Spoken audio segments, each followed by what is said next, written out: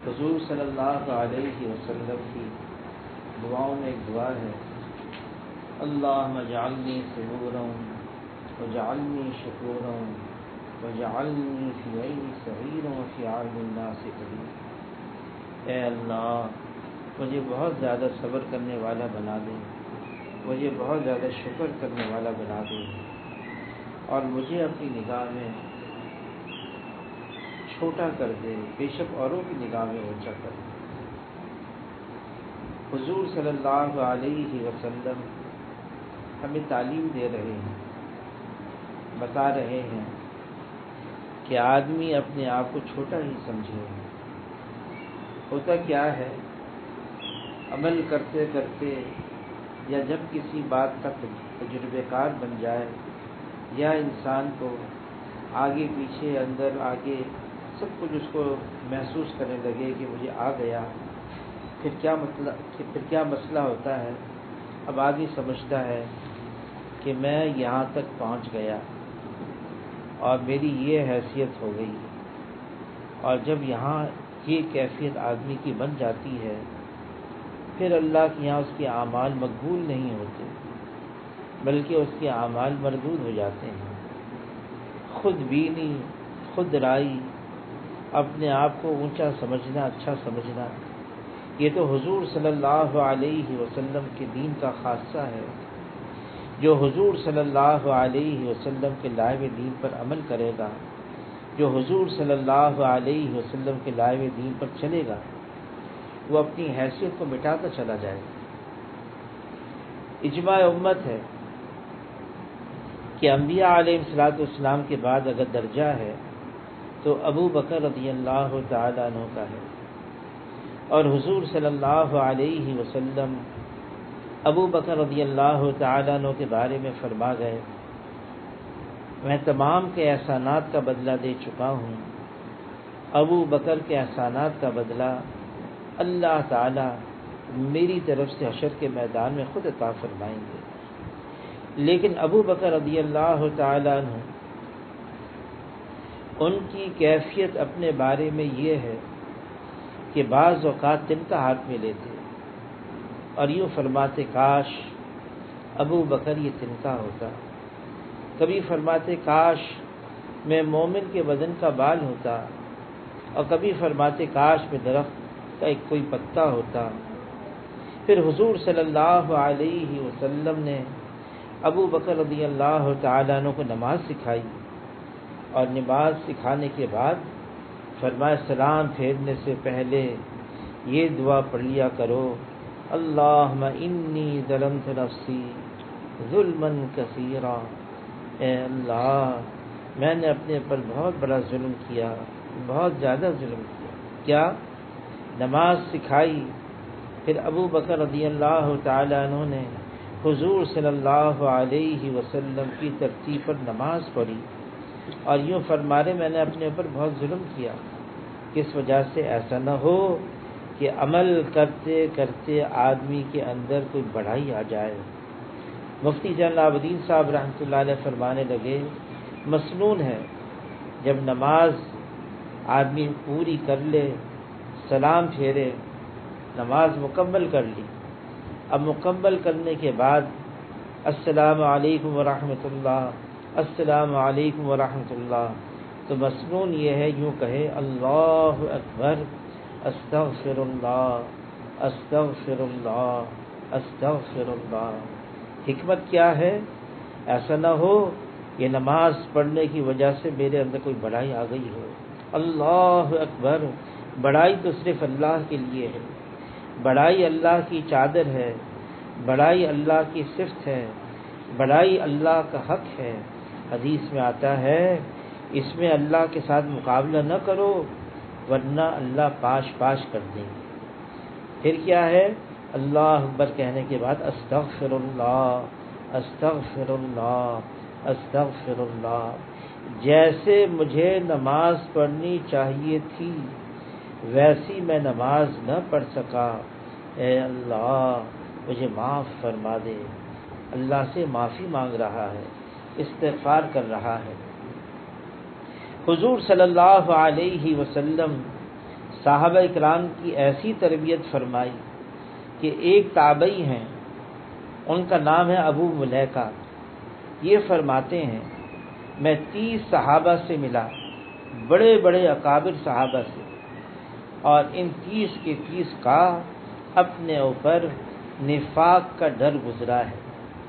یہ 30 کے 30 اپنے آپ کو یوں سمجھ رہے تھے ہم منافق ہیں، حالانکہ اکابر صحابہ میں سے حضور صلی اللہ علیہ وسلم ابو بکر رضی اللہ تعالیٰ عنہ کے بارے میں فرما گئے کہ جنت کے 8 دروازے ان کے لیے کھلے ہوئے ہیں، جس جانب سے چاہیں جنت میں داخل ہو جائیں۔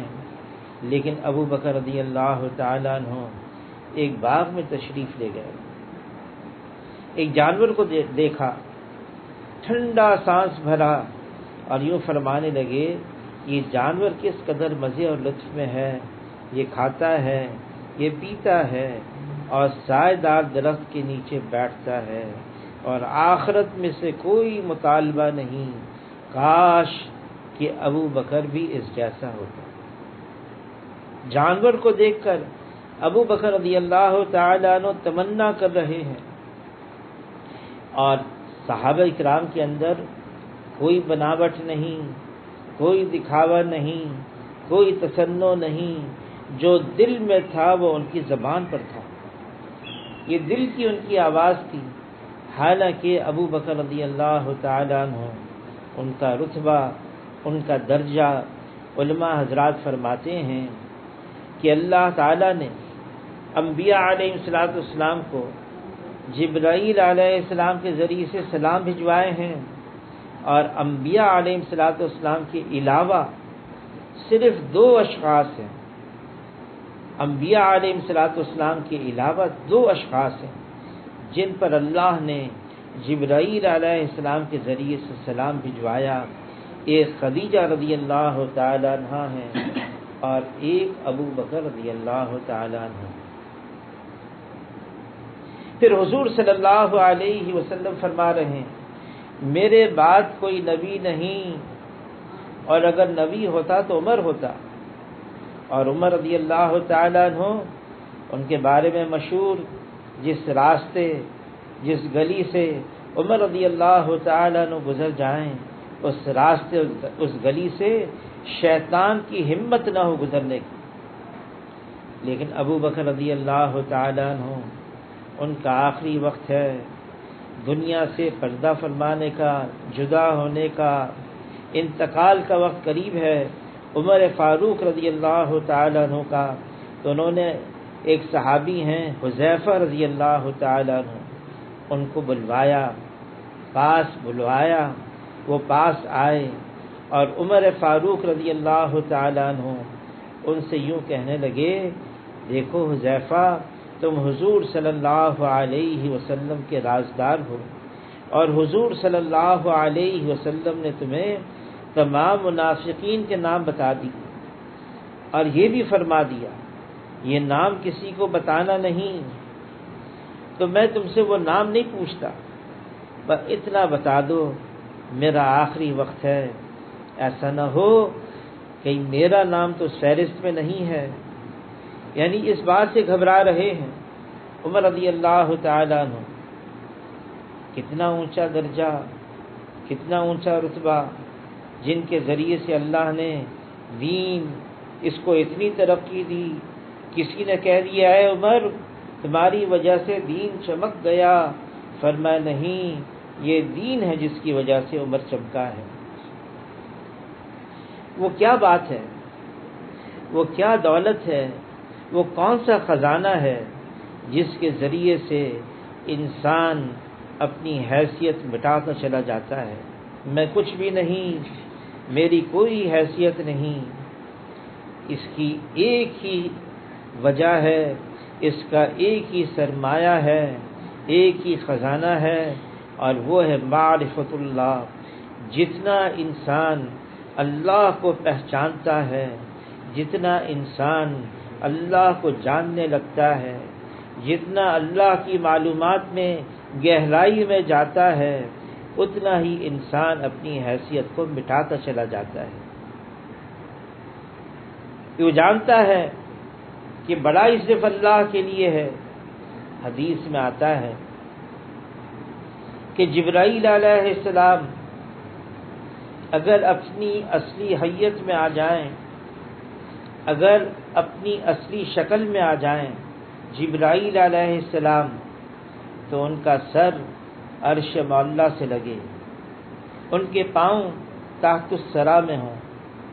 اور بخاری شریف کی حدیث ہے کہ 600 پر ہیں جبرائیل علیہ السلام کے، اگر ان میں سے ایک کو کھول دیں تو سارا مشرق ڈھک جائے، اور اگر دوسرا کھول دیں تو سارا مغرب ڈھک جائے۔ اتنا اونچا اور ایسی اللہ تعالیٰ نے ان کو حیت دی ہے، قد آور۔ لیکن جب اللہ کا کوئی حکم آتا، اللہ کا کوئی حکم نازل ہوتا، جبرائیل علیہ السلام اس ہیبت کی وجہ سے کہ اللہ نے حکم دیا ہے، یہ اللہ کا حکم ہے، جبرائیل علیہ السلام سکڑتے سکڑتے سکڑتے یہاں تک کہ پرندے کی مانند ہو جاتے۔ کیا ہے؟ اس ہیبت سے اللہ جو کائنات کے خالق ہیں، جو کائنات کے مالک ہیں، جو سب کے پالنہار ہیں، جو سب کے مشکل کشا ہیں، جو سب کے کارساز ہیں، ساری مخلوق اس کے بنانے والے اللہ ہیں۔ اللہ خالق ہیں اور باقی سب مخلوق ہیں، اور اللہ مالک ہیں اور باقی سب مملوک ہیں، اور اللہ رازق ہیں اور باقی سب مرزوق ہیں، اور اللہ غالب ہیں اور باقی سب مغلوب ہیں، اور اللہ تعالی مصور ہیں اور باقی سب تصویر ہیں۔ بنانے والا اللہ اور باقی سب بنی ہوئی، سب اللہ کے محتاج۔ جیسے وجود میں آنے کے لیے اللہ کے محتاج، ایسے ہی استعمال ہونے میں بھی اللہ کے محتاج۔ سب اللہ کے محتاج ہیں اور اللہ کسی کا بھی محتاج نہیں ہے۔ اپنے کرنے میں اللہ تعالیٰ قدرت سے کرتے ہیں، اور اللہ کو اپنی مخلوق میں سے کسی بھی موقع پر کسی بھی وقت کوئی احتیاج نہیں ہے، بلکہ کائنات کا ذرہ ذرہ یہ اللہ کے حکم کے اندر جکڑا ہوا ہے۔ آسمان کے نیچے جو کچھ ہے، آسمان کے اوپر جو کچھ ہے جس کو اللہ نے بنایا ہے، آسمان اور زمین کے درمیان میں جو کچھ ہے جس کو اللہ نے بنایا ہے، اور زیر زمین جو کچھ ہے جس کو اللہ نے بنایا ہے، وہ سب اللہ کے زیر تصرف ہے، اور اللہ کو ان پر پوری قدرت حاصل ہے، پورا کنٹرول ہے۔ ایک پتا بھی اس دنیا کے اندر اللہ کے حکم کے بغیر ہل نہیں سکتا ہے۔ جو کچھ ہے اللہ کی طرف سے ہے، اللہ کرتے ہیں اور اللہ ہی سے ہوتا ہے۔ اللہ تعالیٰ ایک ہیں، اکیلے ہیں، یکتا ہیں، تنہا ہیں۔ اللہ کا کوئی ساتھی نہیں، اللہ کا کوئی ثانی نہیں، اللہ کا کوئی متوازی نہیں، اللہ کا کوئی جیسا نہیں۔ وہ کرتے ہیں، قدرت سے کرتے ہیں، وہ وحدہ لا شریک لہ ہے۔ جس نے اللہ کو پہچان لیا جیسے اللہ ہیں، پھر وہ اپنی حیثیت کو مٹاتا چلا جائے گا۔ اور اللہ کو پہچاننے کے لیے، اس کے لیے ابلیس جن میں سے تھا، فرشتوں نے اس کو لے کر آسمانوں میں اللہ کا درباری بنا دیا۔ جیسے فرشتے تھے اللہ کے درباری، اور ابلیس کو بھی درباری بنا دیا، اور وہ اللہ کی عبادت کرنے لگا۔ پھر اللہ تعالیٰ نے اس کو کچھ علم بھی دے دیا، اور وہ اللہ کے قریب آ گیا۔ یہ ساری چیزیں، لیکن ان ساری چیزوں کے باوجود وہ اللہ کا عارف نہیں تھا، وہ اللہ کو پہچانتا نہیں تھا جیسے اللہ ہیں۔ اس لیے اللہ کو پہچاننے کے لیے وہ اور چیزیں ہیں. وہ کیا چیز ہے؟ وہ حضور صلی اللہ علیہ وسلم کے طور طریقے ہیں. حضور صلی اللہ علیہ وسلم نے اپنی زندگی سے بتا دیا جو اس طرح سے اپنی زندگی گزارے گا وہ اللہ کا عارف بن جائے گا، وہ اللہ کو پہچاننے لگے گا. صحابہ اکرام رضوان اللہ علیہم اجمعین کیسے اللہ کو پہچاننے لگ گئے. علی رضی اللہ تعالیٰ عنہ فرماتے ہیں اگر میرے اور اللہ کے درمیان کے پردوں کو ہٹا دیا جائے تو میرے یقین ایمان میں ذرے برابر کا اضافہ نہ ہو. میں تو اب بھی ایسا ہوں جیسے ان آنکھوں سے اللہ کو دیکھ رہا ہوں. ایک صحابی حضور صلی اللہ علیہ وسلم نے ان کو پوچھا تم نے صبح کیسے کی؟ تو عرض کیا اے اللہ کے رسول میں نے ایمان کی حقیقت کے ساتھ صبح کی.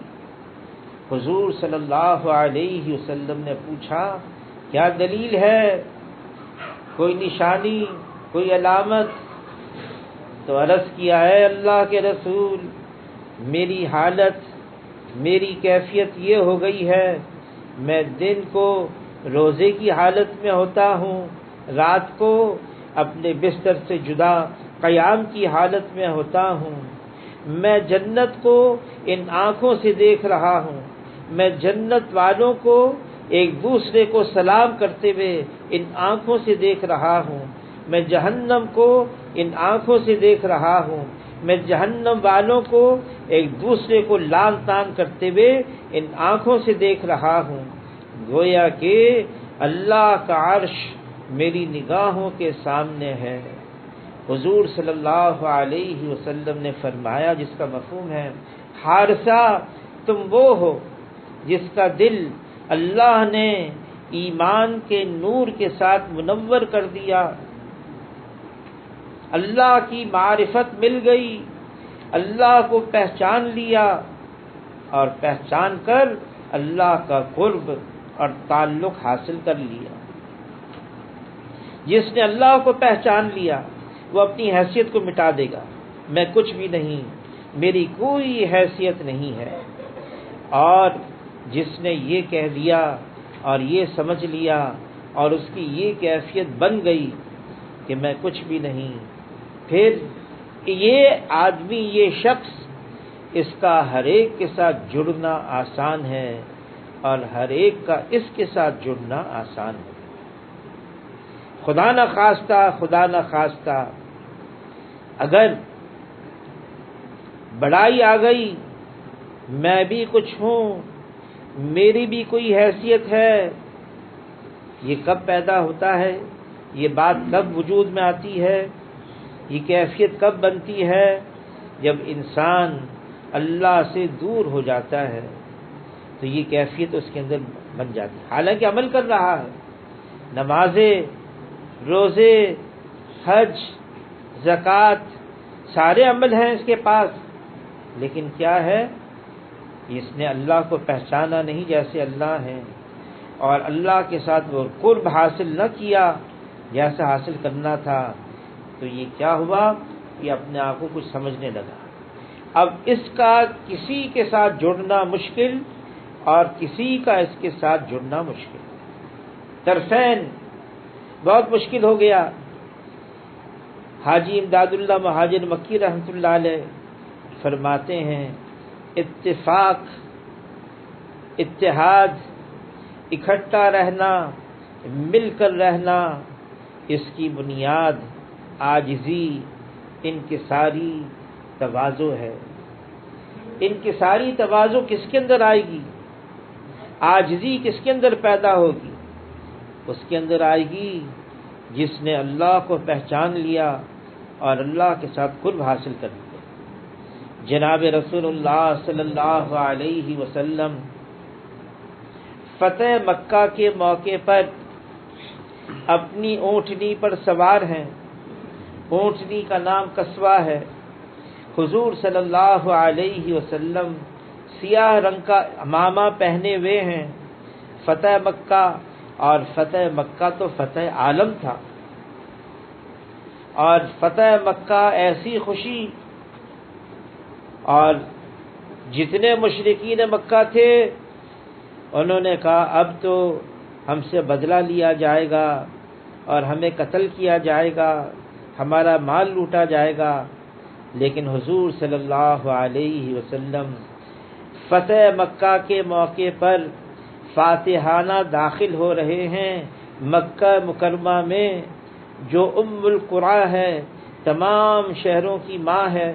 اس مبارک شہر کے اندر، اس مقدس شہر کے اندر اللہ تعالی حضور صلی اللہ علیہ وسلم کو فاتحانہ داخل کر رہے ہیں، لیکن کیا حالت ہے؟ حضور صلی اللہ علیہ وسلم جھکے ہوئے ہیں، اتنا جھکے ہوئے کہ حضور صلی اللہ علیہ وسلم کی گردن مبارک اونٹنی کی گردن کے ساتھ لگی ہوئی ہے، اور زبان پر کیا الفاظ ہیں؟ لا الہ الا اللہ وحدہ انجز وعدہ ونصر عبدہ وہزم الاحزاب وحدہ۔ لا الہ الا اللہ وحدہ، اکیلے اللہ نے کیا، اس میں کوئی کمال نہیں، یہ اللہ نے اپنا فضل فرما دیا، یہ اللہ نے کیا۔ انجز وعدہ، اپنا وعدہ پورا کیا۔ ونصر عبدہ، اپنے بندے کی مدد کی۔ یہ نہیں فرمایا اپنے رسول کی مدد کی، یہ نہیں فرمایا اپنے نبی کی مدد کی، یہ نہیں فرمایا امام الانبیاء کی مدد کی، بلکہ کیا فرمایا؟ وَالنَّصْرَ عَبْدًا، اپنے بندے کی مدد کی۔ عبد کس کو کہتے ہیں؟ عربی زبان میں پہلے زمانوں کے اندر راستے کچے ہوتے تھے اور پگ ڈنڈی بنتی تھی۔ پگ ڈنڈی ہوتی، کچا راستہ ہے، مٹی ہے، اور لوگوں کی کثرت سے آمد و رفت اس راستے پر، تو اس کی مٹی بالکل پس جاتی، سرما بن جاتی، اور دور سے نظر آتا کہ ہاں یہ راستہ ہے، یہاں سے لوگ آتے جاتے ہیں۔ تو جو مٹی لوگوں کی کثرت سے چلنے کی وجہ سے بالکل پس گئی، اس کو عبد کہتے ہیں، عبد۔ حضور صلی اللہ علیہ وسلم یوں فرما رہے ہیں، نصر عبدہ، اللہ نے اپنے بندے کی مدد کی۔ آدمی عاجزی، انکساری، تواضع، اس طرح سے زندگی گزارے۔ بڑائی صرف اللہ کے لیے ہے۔ شیخ الحدیث مولانا زکریا صاحب رحمۃ اللہ علیہ نے ایک کتاب لکھی ہے، اس کا نام ہے ام الامراض، تمام بیماریوں کی ماں، اور اس میں واقعہ لکھا ہے کہ زمانے کا ایک خلیفہ تھا، اس زمانے کا بادشاہ تھا، اور اس زمانے کے اندر بادشاہ اکیلے پھرا کرتے تھے، گلیوں کے اندر، شہروں میں خود حال دریافت کرتے۔ اس زمانے کے ایک بزرگ تھے، وہ بھی اس راستے میں جا رہے تھے اور بادشاہ بھی جا رہا تھا۔ بادشاہ نے اس بزرگ کو دیکھا اور ان کو آواز دی، ملاقات کی، اور بزرگ نے ان کو دیکھا، ملاقات کر لی، جانے لگے۔ تو بادشاہ نے کہا آپ نے مجھے پہچانا نہیں؟ تو بزرگ کہنے لگے میں نے پہچان لیا۔ تب پہچان لیا؟ حیران کہ پہچاننے کے بعد ایسے انجان انداز سے جا رہے ہیں۔ تو پوچھنے لگے اچھا بتاؤ میں کون ہوں؟ تو بزرگ کہنے لگے تمہاری ابتدا ناپاک، تمہاری انتہا مردار، درمیان کے اندر گندگی لیے پھر رہے ہو، یہ تمہاری حقیقت ہے، یہ تمہاری پہچان ہے۔ یہ کہہ کر بزرگ چلے گئے۔ وہ بادشاہ ٹھٹک گیا، ٹھہر گیا اور سوچ میں پڑ گیا اور کہنے لگا اصل تو یہی میری پہچان ہے۔ ہم ہیں کیا چیز؟ ہماری کیا حیثیت ہے؟ بڑے بڑے نامور آئے، بڑے بڑے محلوں میں رہنے والے آئے، بڑے عالیشان محل میں، اور کمکمے، دوست احباب، محفلیں، مجلسیں، باندیاں، ساری چیزیں، لیکن آخر انتہا کیا ہوا؟ وہ تو زیر زمین چلے گئے، مٹی میں مل گئے، یہاں تک کہ ان کے قبر کے نشانات بھی مٹ گئے۔ یہ تو ہمارا انجام ہے۔ سکندر اعظم دنیا کا فاتح دنیا سے جانے لگا، موت کا وقت، وصیت کی جب کفناؤ تو میرے ہاتھ کفن سے باہر کر دینا۔ کیوں؟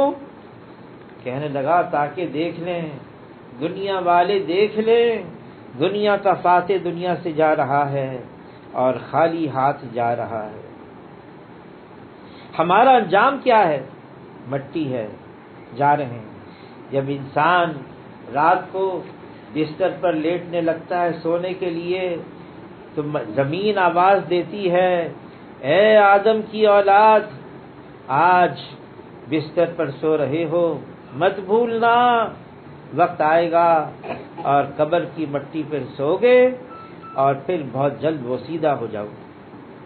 ختم۔ بڑائی صرف اللہ کے لیے ہے، بڑائی اللہ کی چادر ہے، سب کو فنا ہے، باقی رہنے والی ذات صرف ایک اللہ کی ہے۔ سب ختم ہو جائیں گے، یہاں تک کہ آتا ہے کہ بڑے بڑے فرشتے، ان کو بھی موت آ جائے گی۔ اللہ تعالی ملک الموت سے، اسرائیل علیہ السلام سے فرمائیں گے جاؤ، جبرائیل علیہ السلام، اسرافیل علیہ السلام، میکائیل علیہ السلام کی روحیں لے کر آؤ۔ یہ تین بڑے بڑے فرشتے بھی مر جائیں گے۔ کل نفس ذائقۃ الموت، موت تو ہر جاندار کو آنی ہے۔ پھر اللہ تعالیٰ پوچھیں گے اسرائیل علیہ السلام سے کون باقی رہا؟ تو اسرائیل علیہ السلام جواب دیں گے، یا اللہ، آپ ہمیشہ سے ہمیشہ رہیں گے اور ایک میں ہوں۔ تو اللہ تعالیٰ اسرائیل علیہ السلام کو بھی موت دے دیں گے۔ اب کون ہے؟ صرف ایک اللہ کی ذات، اور اللہ تعالیٰ سوال کریں گے لمن الملک اليوم، آج بادشاہت کس کی ہے؟ کوئی جواب دینے والا نہیں، خود اللہ جواب دیں گے، للہ الواحد القہار، ایک اللہ کی بادشاہت ہے، صرف اور صرف ایک اللہ کی۔ جس نے اللہ کو پہچان لیا وہ اپنی حیثیت کو مٹا دے گا، میں کچھ بھی نہیں۔ اللہ تعالیٰ نے کلام پاک کو شروع کیا ہے سورہ فاتحہ کے بعد، الف لام میم ذالک الکتاب لا ریب فیہ۔ الف لام میم یہ حروف مقطعات ہیں، ان کا مطلب کیا ہے؟ اللہ عالم بمرادہ، اللہ ہی اس کا مطلب جانتے ہیں۔ حکمت کیا ہے جو اللہ تعالیٰ نے کلام پاک کو الف لام میم سے شروع کیا ہے؟ اس کی حکمت یہ ہے، پہلے اپنے جہل کا اقرار کرو، لا عالم، میں نہیں جانتا، مجھے نہیں آتا۔ جو کہتا ہے میں نہیں جانتا اس کے پاس آدھا علم ہے، اور باقی آدھا علم حاصل کرنا اس کے لیے آسان ہے۔ اور جو یوں کہتا ہے مجھے آتا ہے، میں جانتا ہوں، میں سمجھتا ہوں، اس کے لیے دروازہ بند ہے۔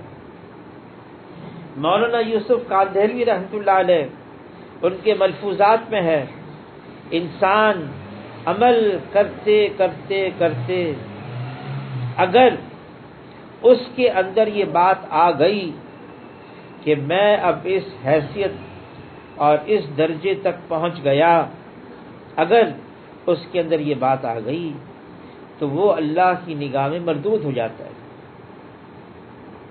پھر اس کے اعمال بھی سب بیکار۔ کبھی بھی اپنے زور بازو پر گھمنڈ نہیں ہونا چاہیے، میں ایسا ہوں، میں ایسا ہوں۔ حضور صلی اللہ علیہ وسلم نے فرمایا جس کا مفہوم ہے انسان جنت میں تو اللہ کے فضل سے جائے گا. تو عائشہ رضی اللہ تعالی عنہ نے عرض کیا اے اللہ کے رسول کیا آپ بھی اللہ کے فضل سے جنت میں جائیں گے؟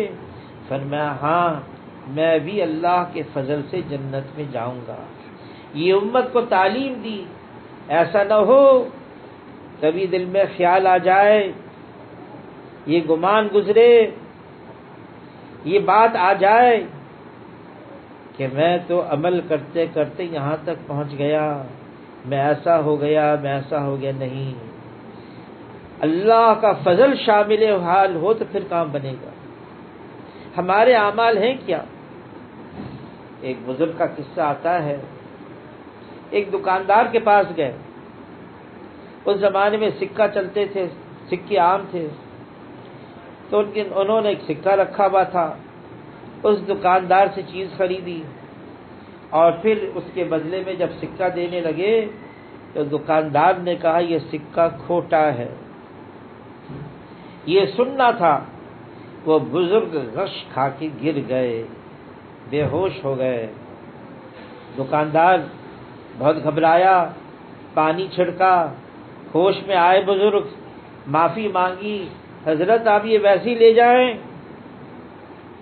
اور مجھ سے غلطی ہو گئی. کہا نہیں نہیں، جب تم نے کہا یہ سکہ کھوٹا ہے میرے دل میں بات آئی. اتنے اعمال کیے ہیں، حشر کے میدان میں اگر اللہ یوں کہہ دے سب کھوٹے ہیں تو میں کیا کروں گا؟ بس خیال آنا تھا، میں بے ہوش ہو گیا. اس لیے ہمارے اعمال جیسے ہیں ہم اس کو جانتے ہیں، اس سے واقف ہم کیا ہیں، ہم کیا کر سکتے ہیں. ہم ہر قدم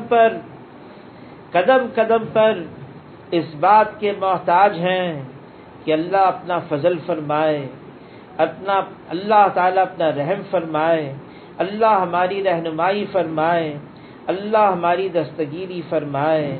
ہر اعتبار سے ہم اس بات کے محتاج ہیں کہ اللہ تعالیٰ اپنا کرم کر دے.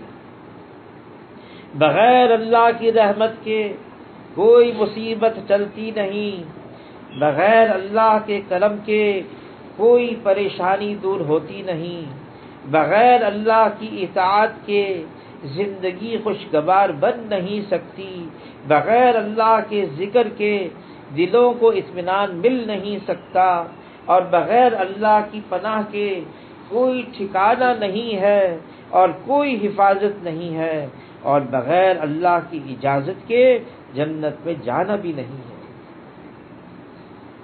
اللہ کو پہچانے. علامہ شبیر عثمانی رحمۃ اللہ علیہ نے لکھا ہے کہ اگر دنیا کے جتنے درخت ہیں ان کو کاٹ کر قلم بنا دیا جائے اور دنیا کے اندر جتنے سمندر ہیں ان 7 سمندروں کو سیاہی بنا دیا جائے اور مزید 7 سمندر کو سیاہی بنا کر مدد کے لیے لایا جائے، اور جتنی مخلوق ہے، جن و انس اور جتنی جاندار مخلوق ہیں، فرشتے، سب یہ اللہ کی بڑائی اور اللہ کی تعریف اور اللہ کے کلمات کو لکھنا شروع کر دیں، یہ ساری مخلوق اپنی ساری زندگی کھپا دے، قلم ٹوٹ جائیں، سیاہی ختم ہو جائے، لیکن اللہ کی تعریف ختم نہیں ہوگی. اللہ کی معرفت وہ سمندر ہے جس کی کوئی گہرائی کا پتہ نہیں. ہم تو دنیا میں آئے اسی لیے ہیں. وما خلقت الجن والانس الا لیعبدون. اللہ نے جن اور انس کو اپنی عبادت کے لیے بنایا ہے، اور الا لیعبدون سے مراد ہے الا لیعرفون، اللہ کو پہچاننا جیسے اللہ ہیں. عثمان رضی اللہ تعالیٰ عنہ بیت الخلاء جا رہے ہیں، فارغ ہونے کے لیے جا رہے ہیں، اور یوں فرما رہے ہیں میں کیسا اپنا لباس اتاروں، مجھے تو اللہ سے حیا آتی ہے. اس معاملے میں بھی جس نے اللہ کو پہچان لیا،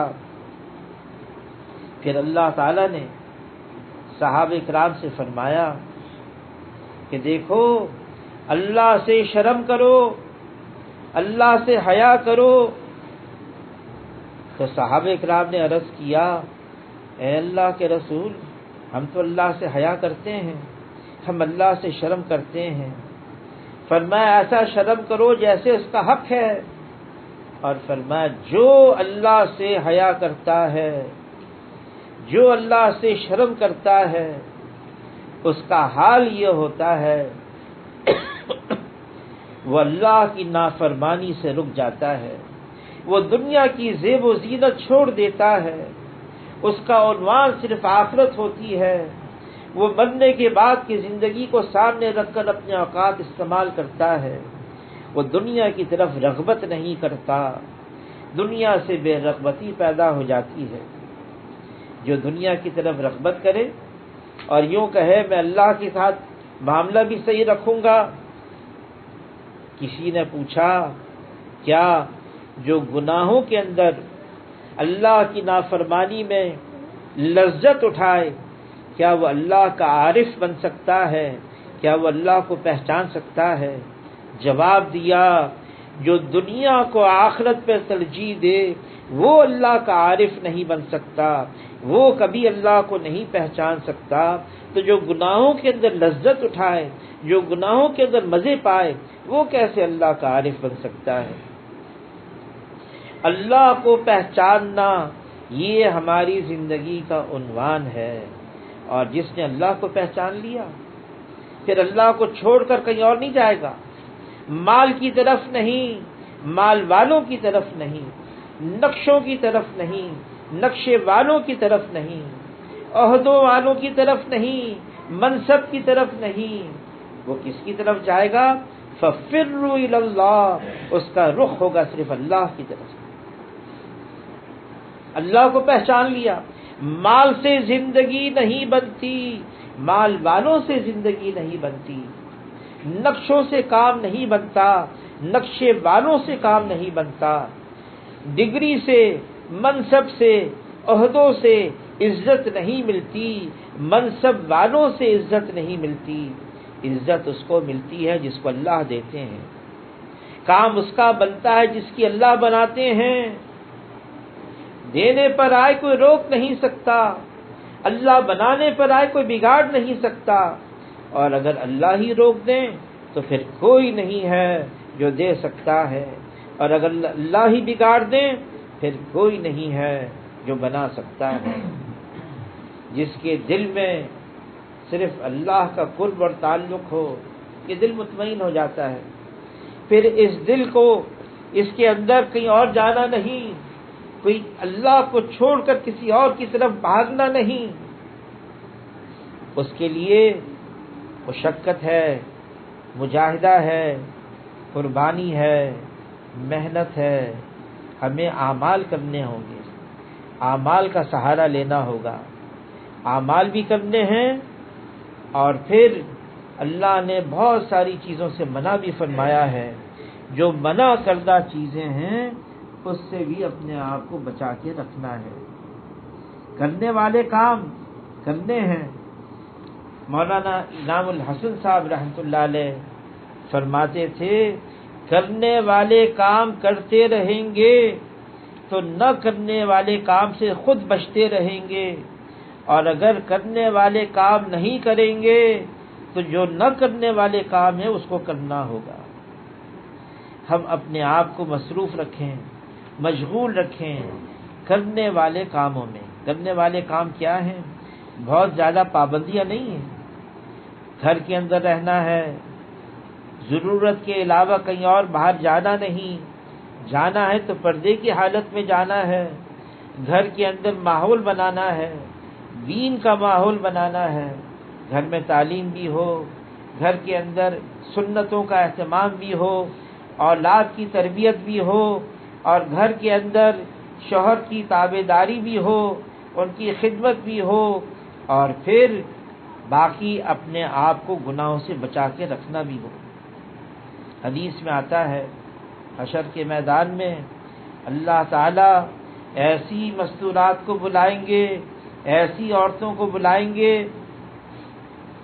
ان کے اندر چند چیزیں ہوں گی، چند صفات گنتی کے 4: رمضان کے روزے کا اہتمام، 5 وقت کی نماز کا اہتمام، اپنے شوہر کی تابع داری اور اپنے ناموس کی حفاظت. 4 چیزیں. 5 وقت کی نماز، کوئی شرعی عذر نہیں. رمضان کے روزے، کوئی شرعی عذر نہیں. شوہر کی تابع داری، کوئی شرعی عذر نہیں.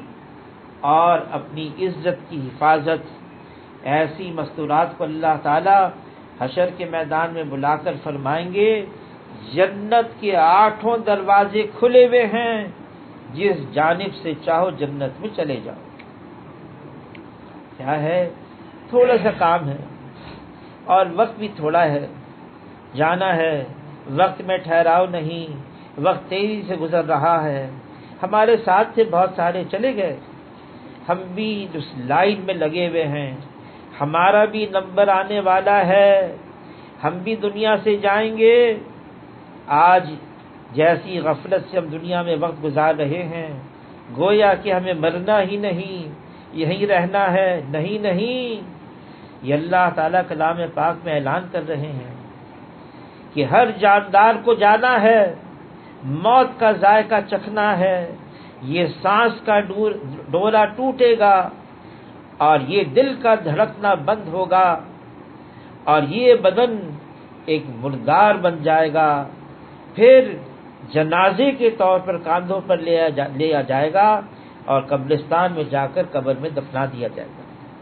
جب مقرر وقت آئے گا اللہ کی طرف سے، پھر 1 لمحہ پہلے نہیں اور 1 لمحہ بعد میں نہیں.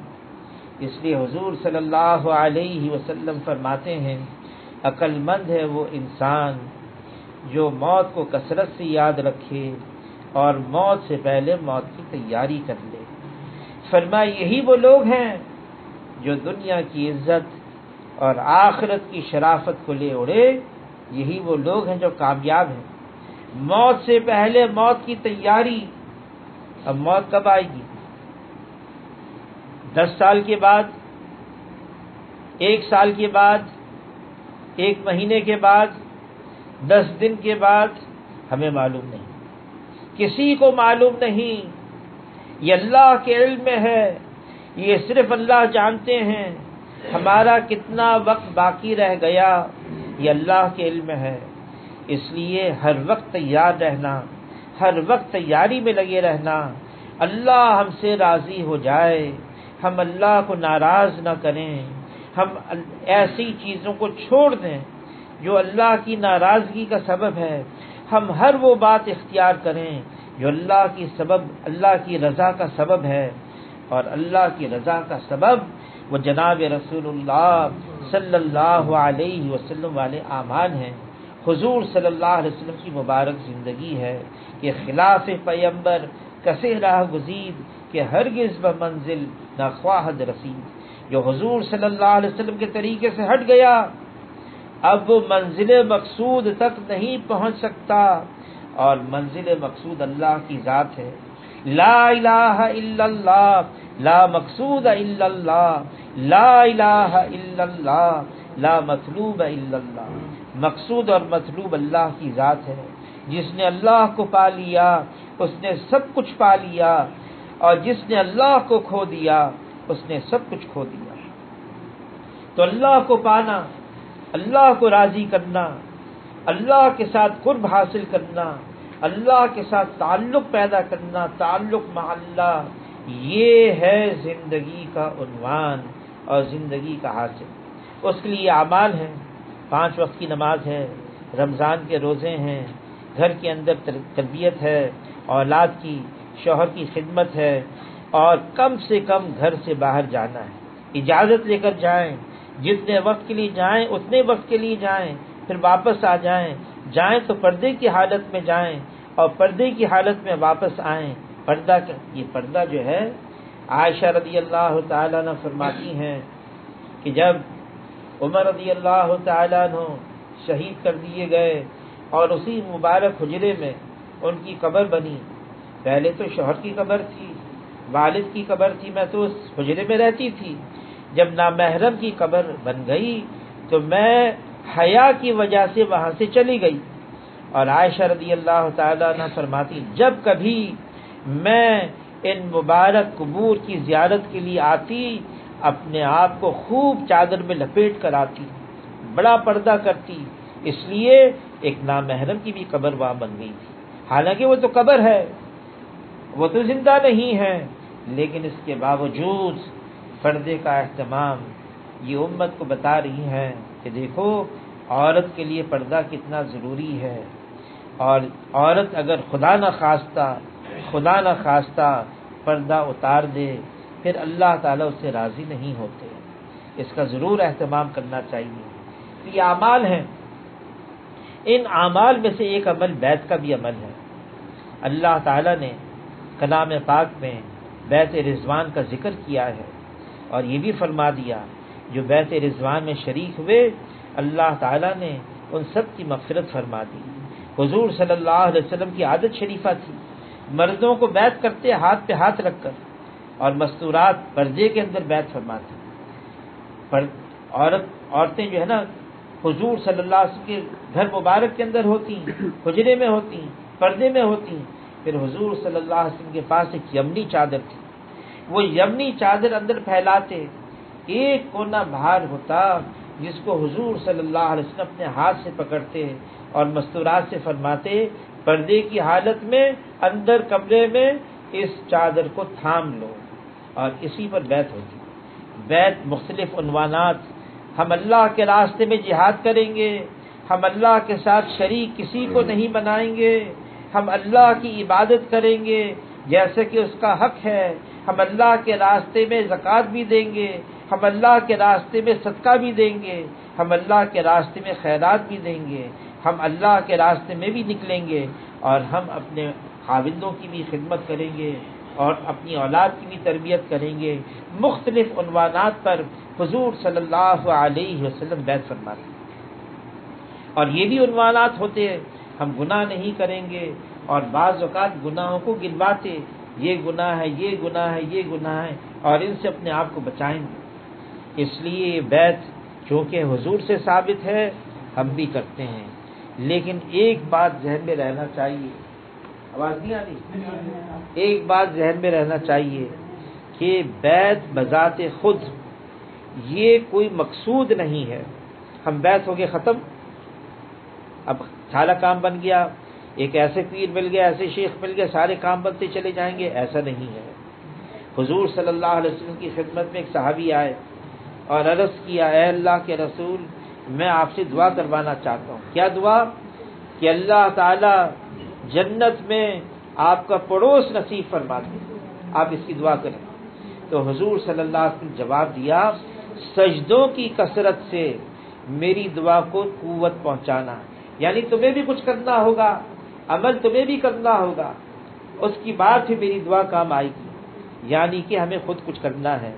5 وقت کی نمازیں بھی ہیں، قرآن پاک کی تلاوت بھی ہے، تسبیحات ہیں، سوئم کلمہ ہے، درود شریف ہے، استغفار ہے، اور پھر صبح شام کی دعائیں ہیں، مسنون دعائیں جو حضور صلی اللہ علیہ وسلم ثابت ہے،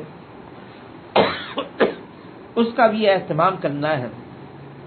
اور مستورات کے لیے بہت زیادہ وظائف نہیں ہیں. حضور صلی اللہ علیہ وسلم فجر کی نماز سے پہلے گھر سے گئے، جویریہ رضی اللہ تعالی عنہ مصلی پر بیٹھی ہوئی تھی. حضور صلی اللہ علیہ وسلم چاشت کے وقت آئے، دیکھا ویسی مصلی پر بیٹھی ہوئی ہیں، اپنے تسبیحات ذکر یا جو وظائف پورا کر رہی ہیں. تو حضور صلی اللہ علیہ وسلم نے فرمایا، پوچھا کیا فجر سے پہلے جو میں گیا تھا اسی حالت میں اب میں آیا ہوں، اسی حالت میں بیٹھی ہوئی ہو؟ تو جویریہ رضی اللہ تعالیٰ عنہ نے عرض کیا، اللہ کے رسول میں اسی طرح سے بیٹھی ہوں اور اللہ کے سامنے بیٹھی ہوں اور اپنے وظائف پوری کر رہی ہوں. تو حضور صلی اللہ علیہ وسلم نے فرمایا، جس کا مفہوم ہے، میں جب نکلا تمہارے یہاں سے اور میں واپس آئے، میں نے صرف 5 کلمات کہے ہیں. 5 کلمات جو میں نے کہے اس وقت سے لے کر اب تک جو تم نے کیا ہے، پڑھا ہے، وظائف کیے ہیں، ان سب سے زیادہ مجھے اجر مل گیا۔ وہ 5 کلمات کیا ہیں؟ سبحان اللہ بحمدہ عدد خلقہ ورضا نفسہ وزینت عرشہ ومداد کلماتہ۔ فرمایا میں نے ان 5 کلمات کو 3 دفعہ پڑھا اور تم سے زیادہ کمال کی، ترغیب دی، امت کو بتایا مستورات کے لیے بہت زیادہ وظائف نہیں ہیں، اس لیے نہیں ہیں ان کو گھر کا کام کاج بھی کرنا پڑتا ہے، یہ بھی ان کی عبادت ہے، یہ بھی اس پر بھی ان کو اجر ملے گا۔ ان کو اولاد کی تربیت کرنی ہے، اس پر بھی ان کو اجر ملے گا۔ شوہر کی خدمت کرنی ہے، اس پر بھی ان کو اجر ملے گا۔ گھر کے اندر ماحول بنانا ہے دین کا، اس پر بھی ان کو اجر ملے گا۔ یہ بھی ان کے وظائف ہیں، اس لیے مستورات کے لیے بہت زیادہ وظائف نہیں۔ ہاں 5 وقت کی نماز، اول وقت میں نماز پڑھنا بہترین عمل ہے، تو اول وقت میں ہم نماز پڑھیں، وقت داخل ہو جائے اور سارے کام کاج چھوڑ کے ہم نماز کی طرف متوجہ ہو جائیں۔ ہاں کوئی شرعی عذر ہے وہ دوسری بات ہے۔ پھر روزانہ قرآن پاک کی تلاوت۔ مولانا عبدالحفیظ مکی رحمۃ اللہ علیہ فرماتے تھے اگر کچھ نہیں 1 رکوع تو روزانہ پڑھ لیا کریں، اور قرآن پاک کا سال میں 2 دفعہ ختم کرنا یہ قرآن کا حق ہے۔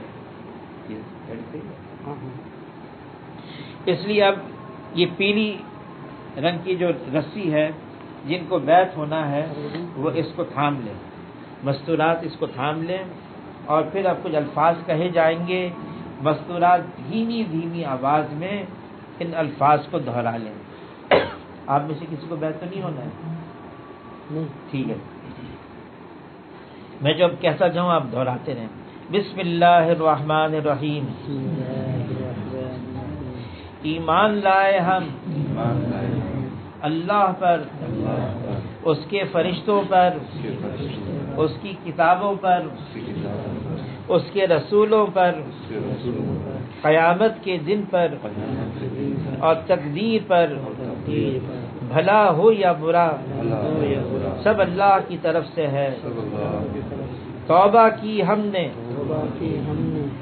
کفر سے، شرک سے، بدعت سے، نماز چھوڑنے سے، پرایا مال ناحق کھانے سے، جھوٹ بولنے سے، غیبت کرنے سے اور ہر گناہ سے، خواہ چھوٹا ہو یا بڑا، اور عہد کیا انشاءاللہ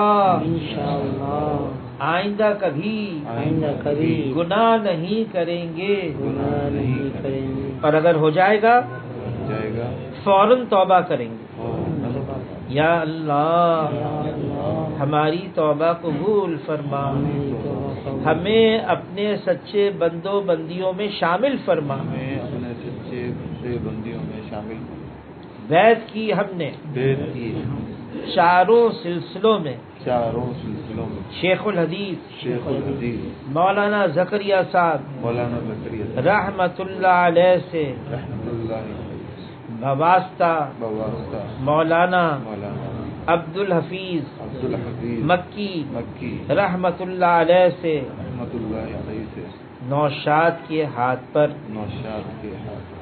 اب یہ بیعت مکمل ہو گئی۔ اب مستورات سے گزارش ہے اگر کوئی بات پوچھنی ہو، کوئی سوال ہے، اس کا کوئی جواب بھی مانگنا ہے تو براہ راست یہاں پر کوئی نہ آئے، نہ ہی کوئی ہسپتال میں آئے۔ ہاں اپنے محارم کے ذریعے سے، باپ ہے، بھائی ہے، بیٹا ہے، شوہر ہے، کے محارم کے ذریعے سے پرچے پر لکھوا دیں۔ اگر کوئی جواب طلب چیز ہوگی انشاءاللہ وہ بھی بتا دیں گے۔ اب دعا ہوگی، دعا کے بعد پہلے مرد باہر جائیں گے، پھر مستورات باہر جائیں گے۔ اللہم لک الحمد کما تحمد وصلی وسلم علی سیدنا محمد کما تحمد وافعل بنا ما تحمد فإنک اہل التقوی واہل المغفرہ۔ اے اللہ ہمارے گناہوں کو معاف فرما دے، ہم گناہوں والی زندگی چھوڑ دیں۔ اے اللہ ہمیں صاحب تقوی بنا دے، ہمیں متقی پرہیزگار بنا دے، ہمیں ایسا بنا دے اے اللہ آپ ہمیں پسند کرنے لگیں۔ اے اللہ ساری امت کے احوال پر بھی نظر ہو جائے. اے اللہ امت کی بدحالی کو دور فرما دے. اے اللہ امت کی بھی مغفرت فرما دے. امت کے بھی گناہوں کو معاف فرما دے. اے اللہ امت کے لیے قدم قدم پر اے اللہ رہنمائی اور اے اللہ دستگیری کے حالات پیدا فرما دے. ہماری مدد فرما, ہماری مشکل کو آسان فرما. اے اللہ امت زخمی ہے, مختلف انداز سے امت کے حال پر رحم فرما دے. امت کی بدحالی کو دور فرما دے. جن گناہوں کی وجہ سے یہ امت اے اللہ تیری نگاہ سے گر گئی, ان گناہوں کو بھی اپنے فضل و کرم سے معاف فرما کر اے اللہ امت کو دوبارہ اپنے درجے پر فرما دے. یا اللہ جنہوں نے دعاؤں کے لیے لکھا متوقع ہیں یا کہا ہے یا کہہ نہ سکے, کہنا چاہتے تھے, ان کے دل کی جتنی جائز مرادیں ہیں سب کو پوری فرما. ان کی مشکلات کو آسان فرما, پریشانیوں کو دور فرما. جو مقروض ہیں ان کے قرضوں کی ادائیگی کی صورت پیدا فرما. جو بے اولاد ہیں ان کو نیک اور صالح اولاد نصیب فرما. جو صاحب اولاد ہیں ان کی اولاد کو نیک اور صالح بنا. اے اللہ جن کے لیے رشتے مطلوب ہیں ان کے لیے پاکیزہ